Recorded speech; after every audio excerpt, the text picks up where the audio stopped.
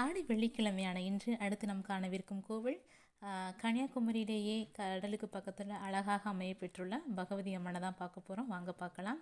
தெய்வ கன்னியர்களால் தாராசுரனை அழிக்க முடியவில்லை. இதை கண்ட தெய்வ கன்னியர்கள் 7 பேரும் துயரிற்று என்ன செய்வது அப்படின்னு தடுமாறாங்க. தேவலோகம் சென்றாலும் அவமானம் அப்படின்னு நினச்சிட்டு சோட்டானிக்கரை, கொடுங்கல்லூர், செங்கனூர், மண்டைக்காடு ஆகிய பல இடங்களில் கோவில் கொள்கிறாங்க.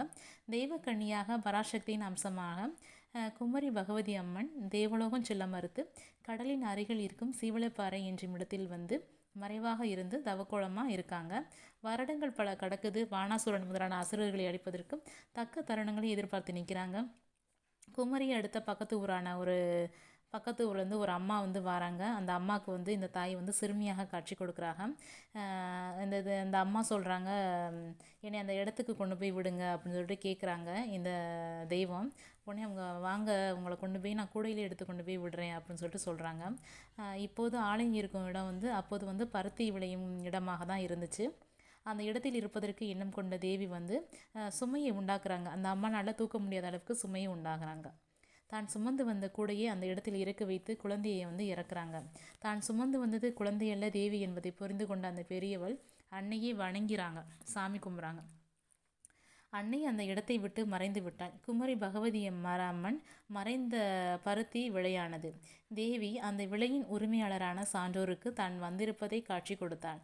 அவரால் அன்னைக்கு பணிவிடை செய்யப்பட்டு அங்கு அன்னை கோவில் கொண்டாள். இந்த தாய் வந்து இவ்வளோ ஒரு சக்தி வாய்ந்த தாய் தான் இந்த பகவதி அம்மன். அவங்க வந்து கன்னி பெண்ணாக காட்சி தராங்க.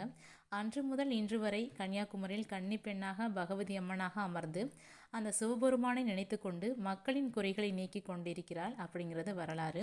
இந்த கோவிலுக்கு எப்படி போகணும்னு சொல்லிட்டு பார்த்தீங்கன்னா, நாகர்கோவிலேருந்து 25 கிலோமீட்டர் தொலைவிலும், திருநெல்வேலியிலிருந்து 90 கிலோமீட்டர் தொலைவிலும், மதுரையிலிருந்து 240 கிலோமீட்டர் தொலைவிலும் கன்னியாகுமரி வந்து அமைஞ்சிருக்கு.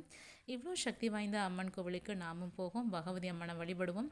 ஆடி மாதம், புரட்டாசி மாதம், மார்கழி மாதம் வந்து இங்கே வந்து ரொம்ப ரொம்ப சிறப்பு. நம்ம வந்து கன்னியாகுமரிக்கு போவோம், அங்குள்ள சுற்றுலாத்தலங்களை தரிசிப்போம். நம்ம பகவதி அம்மன் கோவிலுக்கு முக்கியமாக போவோம், அவங்களோட அருளை பெறுவோம். நம்மளோட வீடியோ ஃபஸ்ட் டைம் பார்க்குறவங்க சப்ஸ்கிரைப் பண்ணுங்கள், அதிகளவு ஷேர் பண்ணுங்கள், தொடர்ந்து நம்மளை ஃபாலோ பண்ணுங்கள். நன்றி மக்களே.